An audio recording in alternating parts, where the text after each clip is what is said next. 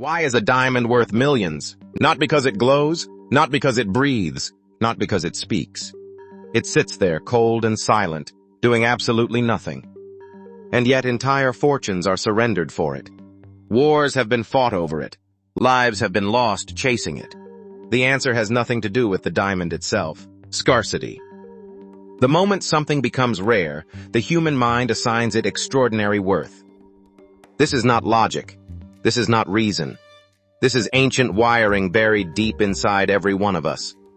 What we cannot easily have, we desire more intensely. What disappears, we chase. What remains always available, we ignore completely. Value is never about abundance.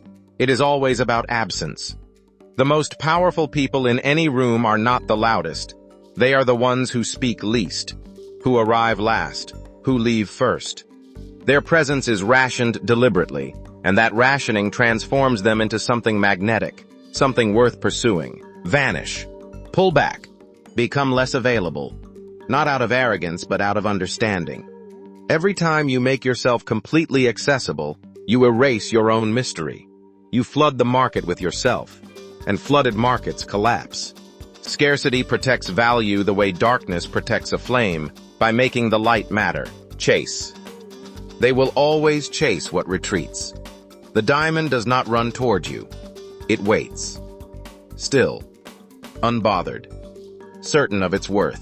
Understand this principle, and you will never again give yourself away for free.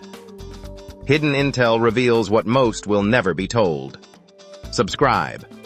The knowledge vanishes after this.